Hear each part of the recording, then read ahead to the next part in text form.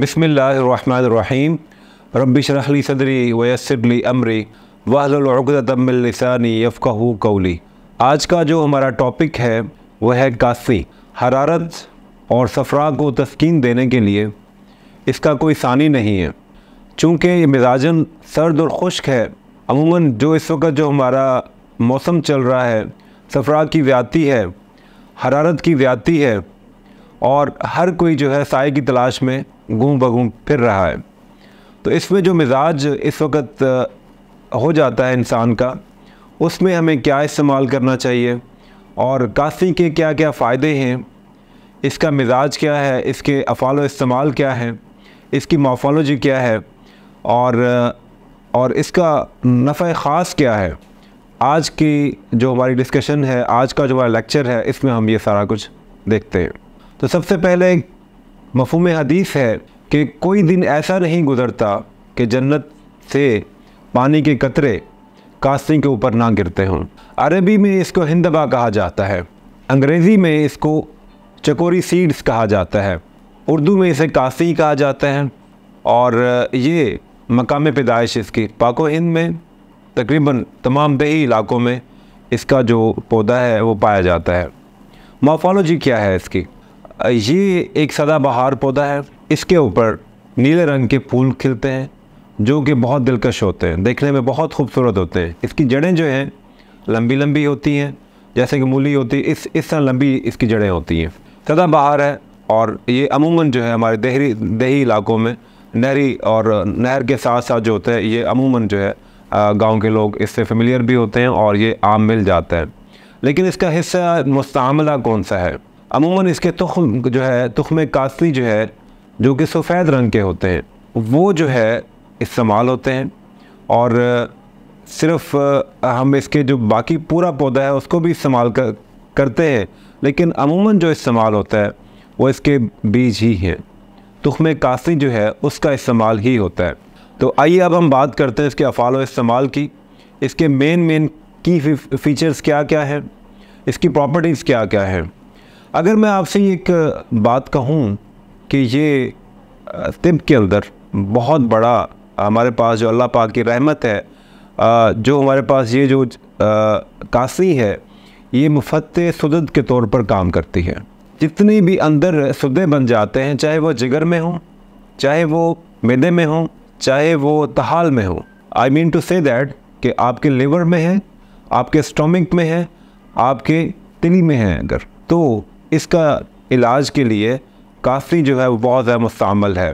जैसे कि मैंने बताया आपको कि मुफ़त्ते सुदद है, ये जो सुदे बन जाते हैं जिसकी वजह से पानी जो है वो जिस्म में ठहरना शुरू हो जाता है या कोई भी रुकावट आना शुरू हो जाती है, तो उसके लिए कास्सी जो है वो बहुत ज़्यादा मुस्तअमल है। इसकी प्रॉपर्टीज़ पे मज़ीद बात करते हुए ये मुदर्रे बोल भी है। ये अगर आपको पेशाब पीला आ रहा है गर्मी की वजह से, आपने पानी कम पिया है या आप पी रहे हैं तो आपको इस तरह से खुल के पेशाब नहीं आ रहा, तो इसे कहते हैं मुदर्रे बोल। कास्सी के इस्तेमाल से आपको बहुत सूदिंग इफ़ेक्ट मिलेगा और आप जो है वो अगर इसको लगातार इस्तेमाल करेंगे तो आपका जो पीला पेशाब है वो ख़त्म हो जाएगा। इसकी एक और प्रॉपर्टी है, उसे हम कहते हैं मुसफ़ी खून। ये मुसफ़ी खून भी है, चूँकि ये तमाम जो सुदद होते हैं उनको ख़त्म करती है, मुदर्रे बोल भी है और इसको एक और प्रॉपर्टी जो मैंने बताई आपको कि ये खून को भी साफ़ करती है, क्योंकि जो खून में सफ़राफ़ी मादा होता है उसको तहलील करती है, उसे ख़त्म करती है, तो इसीलिए ये मुसफ़ी खून भी इसको जाना जाता है। अमूमन आजकल जितने भी लोग हैं जो मेरे मतब पे भी आते हैं या जितने भी डॉक्टर्स के पास लोग जाते हैं, अमूमन जो पेशेंट्स हैं वो शिकायत करते हैं कि हाथ पाँव से हीट निकलती है, आँखों से हीट निकलती है, पाँव से हीट निकलती है। रात सोते हैं तो पाँव जो है वो मतलब गीले करते हैं बार बार उन्हें, या चादर गीली करके उसके ऊपर पाँव रख के सोते हैं, या पाँव जलते ही रहते हैं। अमूमन शुगर वालों को ये प्रॉब्लम बहुत ज़्यादा होता है, उनके अंदर सफ़रा की ज़्यादती होती है। तो कास्सी जो है इसको तहलील करने के लिए बहुत अच्छा है। इसके अलावा बहुत सारे लोग आके ये शिकायत करते हैं कि ख़वातीन अमूमन कि शादी से पहले हमारा कलर बहुत फेयर था और उसके बाद या मतलब जब ये मौसम आता है ख़ुसूसन पाको हिंद में, मैं बात पाको हिंद की कर रहा हूँ चूँकि ये ज़्यादा यहाँ पर मुस्तअमल है, कि जो ही मई या अप्रैल का महीना आता है तो रंग अच्छा खासा होता है, ख़राब होना शुरू हो जाता है। अमूमन हमारी खुराक ऐसी है कि उसमें ज़्यादातर मुर्गन ग़िज़ाओं का इस्तेमाल है, जिसकी वजह से सफ़रा की ज़्यादती हो जाती है। जब तक सफ़रा को तस्कीन ना दी जाए उस वक़्त तक आपका चेहरे का कलर जो है वो ठीक हो नहीं सकता। जितनी मर्ज़ी चीज़ें आप इस्तेमाल कर लें, आप चेहरे को साफ़ करते रहे, ऊपर से जितना मर्ज़ी पेंट कर लें, जो मर्ज़ी कर लें, लेकिन आपका कलर जो है वो चेंज नहीं होगा। तो अगर आप कासी को लगातार मॉर्निंग इवनिंग में उसका अर्ग ही पिए तो आप देखेंगे कि सफ़रावी जो मादा तहलील होगा उसको तस्कीन होगी, हरारत जो है वो कम हो जाएगी बॉडी में आपके, और आपका कलर जो है वो फेयर हो जाएगा। तो ये एक बहुत ज़बरदस्त नुस्खा है इसके लिए। अमूमन ये देखा गया है कि बहुत सारे लोग जो हैं वो छाइयाँ, दाग धब्बे इसके लिए परेशान होते हैं। तो छाइयों के लिए बहुत ज़बरदस्त है, चूँकि मैंने आपको शुरू में बताया कि ये वर्म जिगर, वर्म मैदा, वर्म तिहाल जो है उसको ठीक करने में इसका कोई सानी नहीं है। इसके जो अंदर कोई अगर सदद हैं तो उनको निकालने में कोई सानी नहीं है। जब जिगर की इस्लाह हो गई, जब मैदे की इस्लाह हो गई, जब तहाल की इस्लाह हो गई, तो आपकी छाइयाँ अगर चेहरे पे हैं तो वो ख़ुद ब खुद ख़त्म हो जाती हैं। ना सिर्फ आपको एक्सटर्नल यूज़ के लिए बहुत सारी मेडिसिन आप इस्तेमाल करें, बल्कि इंटरनल इंटेक के लिए आप जो है कास्ती जो है उसको इस्तेमाल कीजिए। इस्तिस्क़ा एक आम मर्ज़ है जो अमूमन हमें हॉस्पिटल्स में जब अब हमारा विज़िट होता है तो हम देखते हैं बहुत सारे पेशेंट्स को हेपेटाइटिस की वजह से, यरकान की वजह से जब बिगड़ जाता है तो उसमें जो है आप देखते हैं कि उनके पेट में पानी पड़ जाता है। इसे हम तिब्बी इस्तिलाह में इस्तिस्क़ा कहते हैं।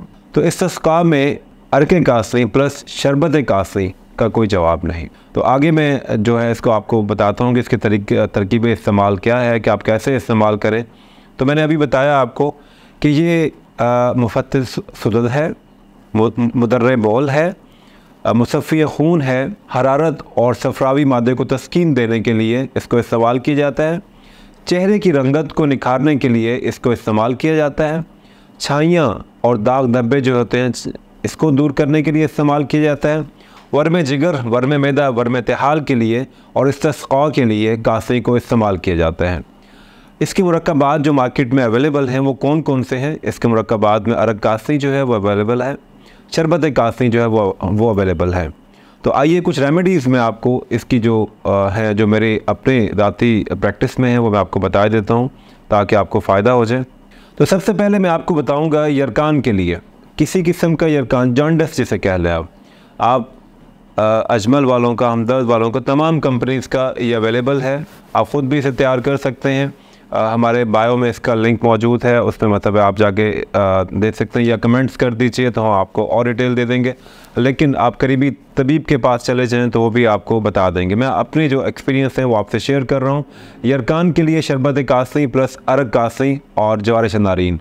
जवारिश नारीन आप मॉर्निंग इवनिंग लेंगे 1-1 टीस्पून, और शरबत कासी जो है उसको आप 3 चम्मच सुबह, 3 चम्मच शाम को, आप मतलब टेबल स्पून जो है वो इस्तेमाल करवाएंगे। अर्क़ कासी आधा कप सुबह और आधा कप शाम को।